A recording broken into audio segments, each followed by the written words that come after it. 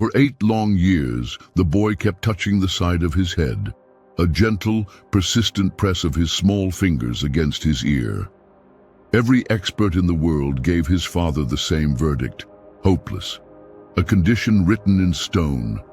But a woman who'd never seen the inside of a medical school saw what they refused to, and what she discovered inside that child's silent world will break you before it heals you. Malik King. James had the kind of wealth that built cities. Skyscrapers bore his name, private terminals held his jets, but his empire was built on silence, the crushing, expensive silence of his only son Elijah, 8 years old, born deaf. The boy's mother, Imani, died bringing him into the world. King buried his heart with her. All that remained was a furious, grieving drive to fix the son she left behind. He flew Elijah to Berlin, Singapore, Dubai. Men in white coats charged fortunes for their time. They used words like congenital and neurological. They shook their heads with expensive sympathy. Learn to accept it, Mr. James. But acceptance felt like betrayal. His son lived in a glass box, watching a world he could never hear. King's guilt was a second shadow, fed by a memory. Imani's hand going limp in his, her last words lost to the chaos of the delivery room. He didn't know the answer wasn't in a clinic. It was in the eyes of the woman he hired to scrub his toilets. Her name was Simone, 26. No certificates on her wall, just overdue notices on her kitchen table. Her grandmother, the woman who raised her, was fading in a Medicaid bed. The facility had sent a final warning: pay or she'd be moved. Simone took the job at the James compound not for the opulence, but for the paycheck that could keep her nana's name on a door, not a number. The head of housekeeping, Ms. Evans, met her at the service entrance. Her gaze was a warning. You clean, you don't speak, you don't engage with the family, especially the boy. Mr. James prefers the quiet. The last girl, Ms. Evans explained, had tried to befriend Elijah. She was gone before her first check cleared. Simone nodded, her eyes down. But as she was led through the cavernous, soundless halls, she saw him. A small, beautiful boy sitting on the bottom step of a floating staircase, lining up polished stones in a perfect row. His focus was absolute. His loneliness was a physical thing, a chill in the air. And then she saw it, his right hand lifting to tap just behind his ear. A flinch so subtle crossed his face, a shadow of pain. Then it was gone. Simone's breath hitched. She knew that look. She'd seen it before. Days folded into a rhythm of silence and work. Simone polished acres of marble, her body moving, her mind watching. Elijah existed in a bubble of solitude. The staff gave him a wide berth, not from malice, but from a superstitious fear, as if his silence were a contagion. They whispered about a curse, about his mother's death stealing his hearing as a toll. But Simone saw a child drowning in plain sight. She saw him press his palms against the glass walls of the solarium, watching birds he could never hear sing. She saw the way his shoulders slumped when his father, a storm of tailored suits and distraction, walked past without seeing him. And she saw the tap-tap-tap behind the ear, always followed by that tiny, suppressed wince. No one else noticed, or they had trained themselves not to. One afternoon, she was dusting a bookshelf near the solarium when she saw him struggling. A complex Lego spaceship, a piece stubbornly refusing to fit. Frustration tightened his small features. Ms. Evans's warning screamed in her head, "Don't engage." But her hands moved before her mind could stop them. She knelt, silently took the piece, and slid it home with a soft, satisfying click. Elijah looked up. Their eyes met. For a heartbeat, the world held still. Then the corner of his mouth lifted. Not quite a smile, a flicker, a signal from the lonely island where he lived. Simone's own lips curved in reply. She gave a small, slow wave. He mirrored her, his movement shy, precise. That night in her narrow bed in the staff quarters, Simone stared at the ceiling, that tiny wave etched behind her eyes. It was a crack in the glass box, and she knew, with a dread that was also a hope, that she was already falling through it. The next morning, before the house stirred, Simone left a small folded paper crane on the third stair, Elijah's spot. She made it from a clean sheet of butcher paper, her fingers remembering a childhood rhythm. She didn't wait to see if he'd find it. Her act felt both foolish and sacred. By that afternoon, the crane was gone. In its place lay a single smooth riverstone, a simple exchange, a conversation without sound. Simone pocketed the stone, its weight a promise. A fragile, secret language bloomed in the silence. She'd leave a piece of peppermint wrapped in silver foil. He'd leave her a sketch of a dragon drawn on the back of a receipt. She learned the grammar of his gestures. A flat hand patting his chest twice. I'm okay. Two fingers pointing to the ceiling. I'm thinking. Both palms pressed together, then brought to his heart. Safe. He began to use that last sign only with her. Safe. The word, unspoken, became the most precious thing she owned. But the mansion had eyes. Miss Evans's were the sharpest. She cornered Simone in the pantry 2 weeks later, her voice a low blade. I've seen your little exchanges. Simone's blood went cold. Ma'am, you were just ignoring a direct order, Miss Evans finished. She stepped closer, the scent of lemon polish sharp between them. That boy is not a project for your pity. He is the heir to a fortune you cannot fathom. Your job is to wipe his flaws, not to fix what his father's millions could not. The words were a practiced recital. You interfere again, you're gone. No check, no reference. You understand what that means for your grandmother? Simone understood.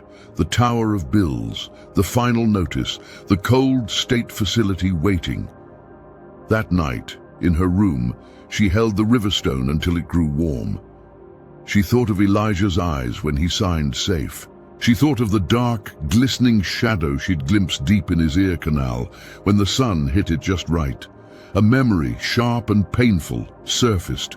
Her cousin Ray, diagnosed as profoundly deaf at 4, until a visiting nurse practitioner spotted a massive, hardened wax impaction. A 5-minute irrigation, and his world exploded with sound. Lord, she whispered into the dark, what do I do? The silence that answered was heavy, expectant. She opened her worn Bible, but the verses swam. All she could see was Ray's face, transformed by the shock of a slamming door. All she could feel was the ghost of that dark mass in Elijah's ear. The war inside her was quiet and devastating. On one side, her Nana's fragile hands, the rent, the survival she was responsible for. On the other, a boy in a silent prison and a key she might hold. She was no doctor. She had no right. If she was wrong, it was assault. If she was right but acted without permission, it was betrayal. She would lose everything. The decision was made for her 3 days later, a bitter Tuesday. King was in Dubai. The house was a tomb. Simone was wiping down the baseboards in the East Hall when she heard it. A dull, soft thump. Then, nothing. A void of sound more terrible than any scream. She ran. She found him in the library, curled on the Persian rug. His small body was clenched like a fist. Both hands were slammed against the side of his head, knuckles white. His face was a mask of sheer, silent agony. Tears carved clean paths through the dust on the rug beneath him, but his mouth was a tight, grim line. He was crying without a single sob. Simone crashed to her knees. Elijah, look at me. He didn't. His eyes were squeezed shut, riding waves of internal pain she could only imagine. Gently, she pried one of his hands away. His skin was fever-hot. She signed, slow and clear, your ear. He gave one sharp, jerky nod. More silent tears. Can I look?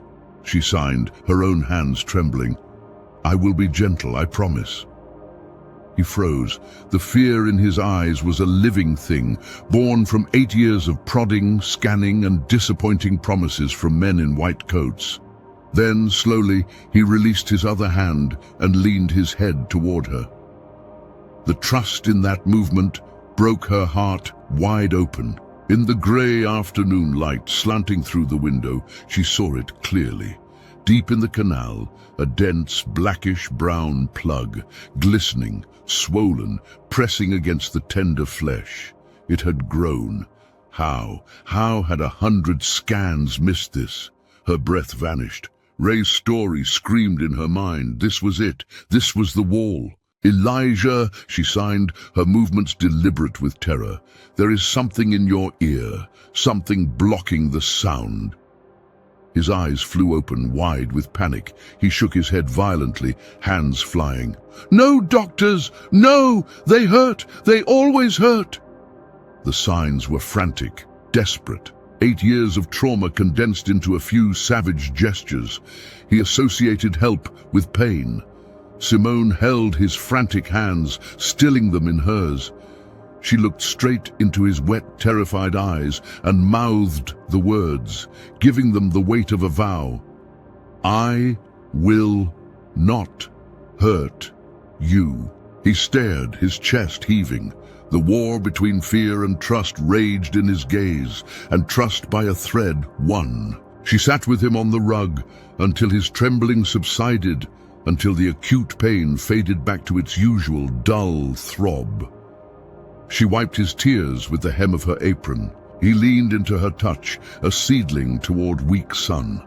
When he finally stood unsteady and shuffled back to his room, Simone remained on the floor, the pattern of the rug imprinting on her knees.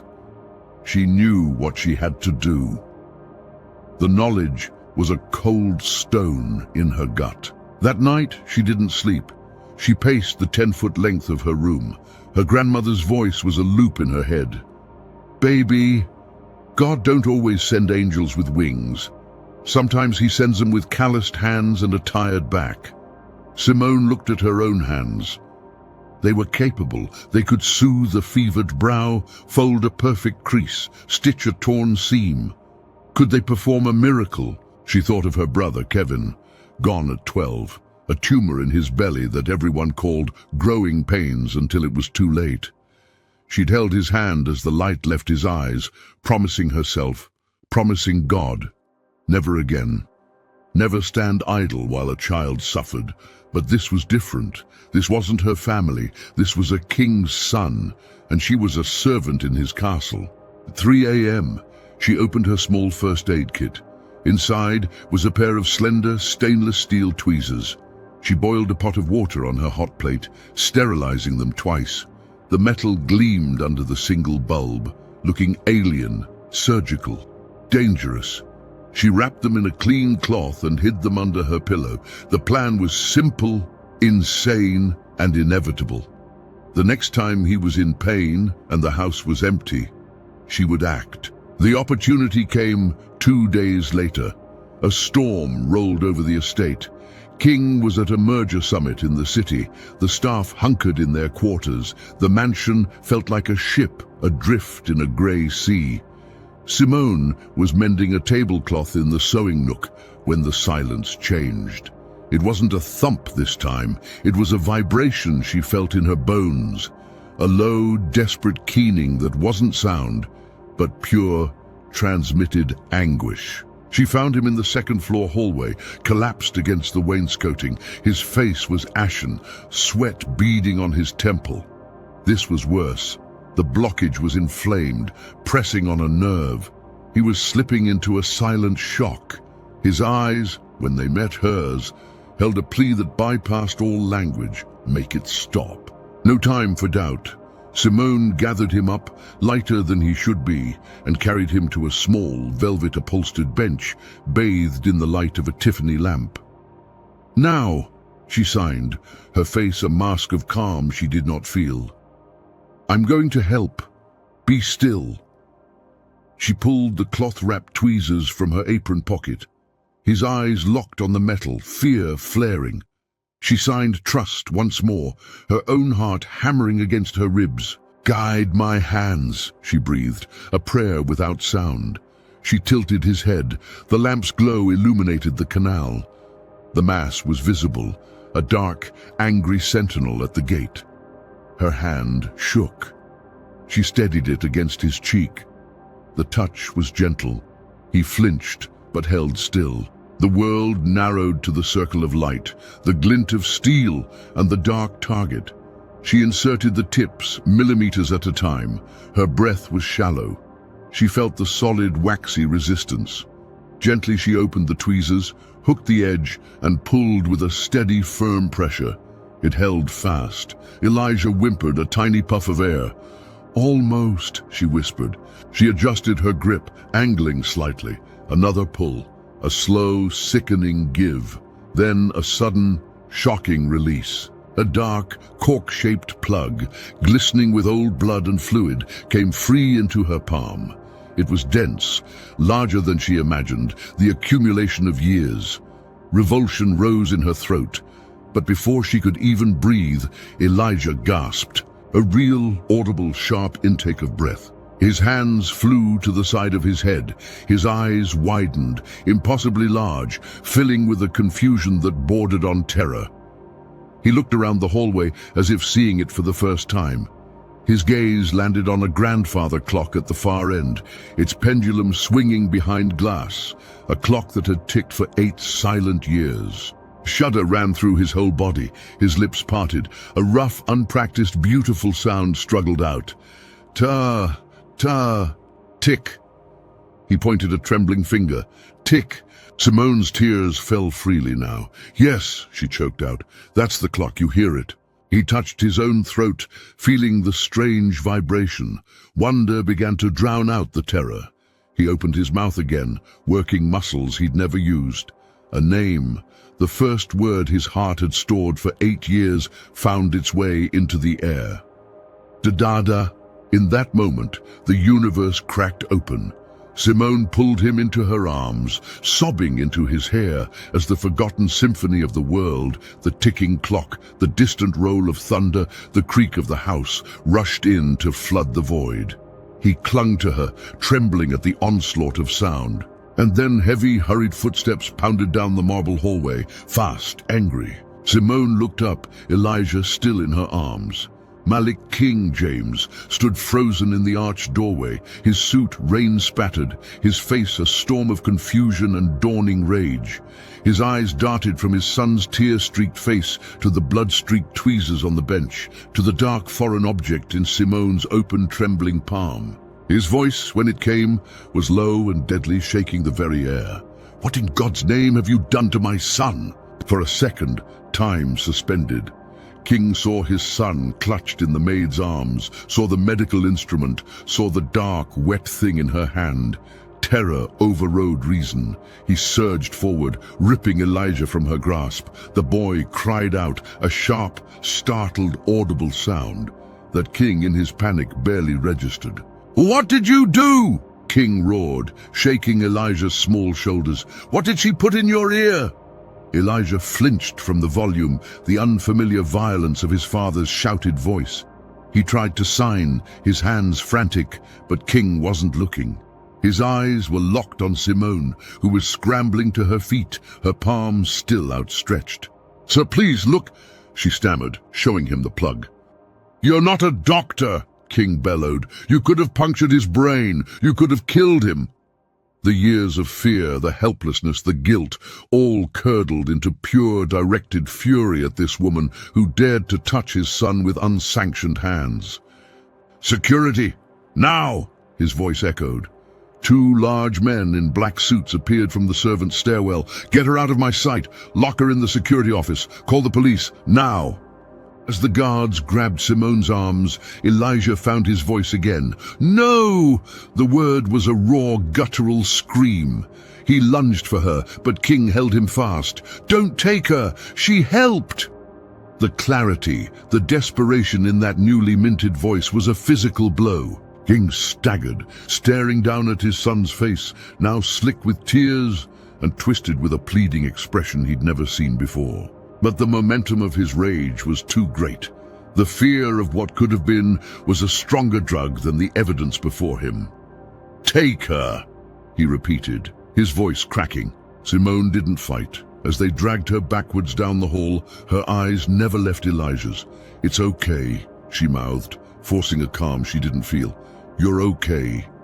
He sobbed in earnest now, loud, messy, heartbreaking wails. The first sounds of grief and protest he had ever been able to make. The sound of it followed her, a haunting chorus, until the heavy security door slammed shut, sealing her in silent, fluorescent-lit limbo. She didn't pray for herself. She sat on the cold metal chair, hands folded, and prayed for Elijah. That the trauma wouldn't make him retreat forever. That his hearing would hold.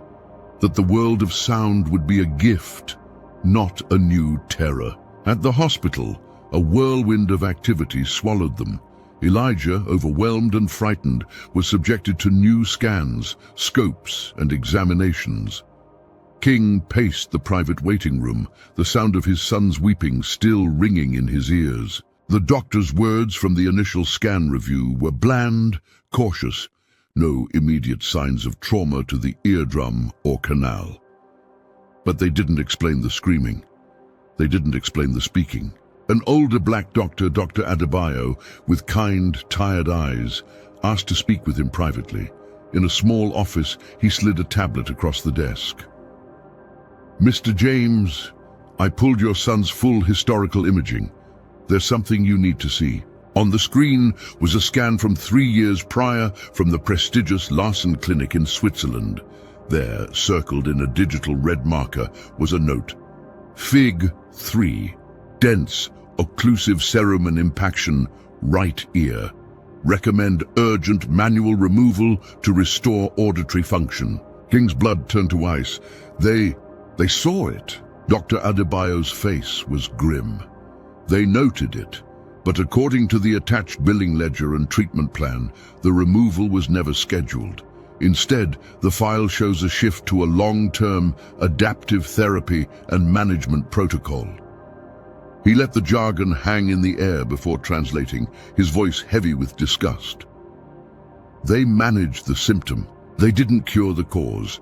The ongoing treatments, the auditory therapy, the neural scans, the consultations were all billable.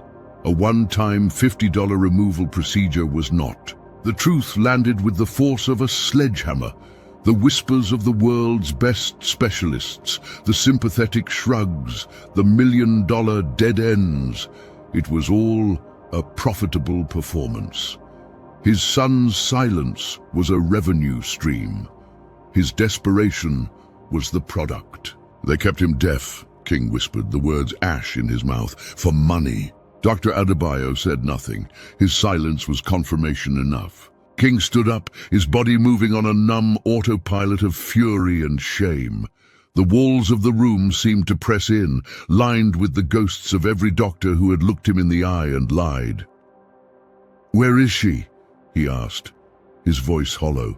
"The police were notified, sir. They may have already—" King was already out the door, striding down the sterile hallway, past nurses and gurneys.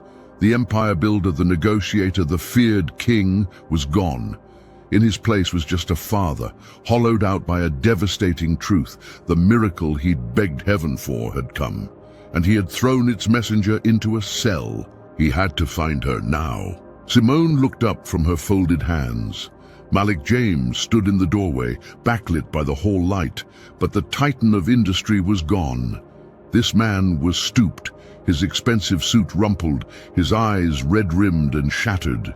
He looked like a building that had survived the earthquake, but was now held up only by habit. She stood slowly. "Mr. James, I can explain." "Don't."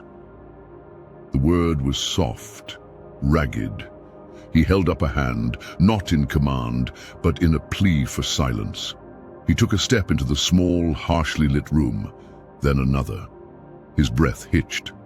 And then, the billionaire, the man who commanded boardrooms with a glance, sank to his knees on the cold linoleum floor in front of the cleaning woman. "I am so sorry," he choked out. The apology was a raw, broken thing. They knew. For years, they knew. Tears tracked through the stubble on his cheeks. They saw the blockage on a scan 3 years ago. They left it there because my hope was more profitable than his cure. He covered his face with his hands, his shoulders shaking with silent sobs that quickly became audible, gut-wrenching cries. 8 years of grief, guilt, and futile striving poured out of him in that sterile little room. Simone's own tears fell quietly. She didn't move to touch him, she simply bore witness to the collapse. After a long minute, he lowered his hands, his face naked with anguish. "I bought the best labels, the most expensive frames. I never once just looked at my son. Not really. But you did. You saw him. You saw his pain when everyone else saw a diagnosis or a dollar sign." Simone finally spoke, her voice gentle. "I just saw a little boy, sir, that's all." King shook his head, wiping his face with the back of his hand. "No, that's everything." He pushed himself to his feet, movements heavy with a new humility. "I spent a fortune searching for an angel in a lab coat, and God sent one in a maid's uniform." A faint, sad smile touched Simone's lips. "My nana used to say God doesn't call the qualified, he qualifies the called." "She was a wise woman," King said. He extended his hand not to help her up, but in a gesture of equality, of partnership. "Will you come with me? He's asking for you." They walked back to the private room together. Through the glass, they saw Elijah. He was sitting on the bed, a pair of noise-cancelling headphones on, but this time they were connected to a tablet playing a video of rainforest sounds. His face was a canvas of pure, unadulterated wonder, his head tilted at the call of a bird. He jumped, then giggled at the crash of thunder. When he saw them, he pulled the headphones down around his neck. For a second, he stared. Then he scrambled off the bed and ran, not to his father, but to Simone. He wrapped his arms tightly around her waist, burying his face in her apron. "Thank you," he whispered, the words muffled but clear, his voice a rough, beautiful instrument being tuned for the first time. Simone knelt, holding him close, breathing in the scent of hospital soap and little boy. "You were always worth hearing, sweetheart. Always." Elijah pulled back and looked at his father, who stood watching, his heart in his throat. The boy stepped closer to King, a curious frown on his face. He pressed his ear gently against his father's chest. He listened. A slow smile spread across his face, brighter than any sun. "Dad," he said, his voice filled with discovery. "Your heart, it talks. Boom, boom, boom, boom." That was the moment Malik King, James, truly broke. Not in rage, but in grace. He fell to his knees again and gathered his son, his whole son, into his arms. For the first time in 8 years, Elijah heard the sound of his father crying, deep, relieved, cleansing sobs. And he understood, in the way children understand the language of the heart, that they were tears of joy. Simone stood quietly by the door, a silent sentinel. She watched them, her own heart full to bursting. The bills, the fear, the risk, it all faded into a distant hum. God had answered her prayer for a miracle, not with a sudden windfall or a medical degree, but by steadying her willing hands and using her faithful heart. Sometimes that's all a miracle needs. And if you believe in the power of stories where the least likely person changes everything, you belong here with us. Make sure you're subscribed to LostBlack. We tell the stories they ignore. For more dark, emotional human stories that stay with you, hit subscribe and ring the bell. We see you.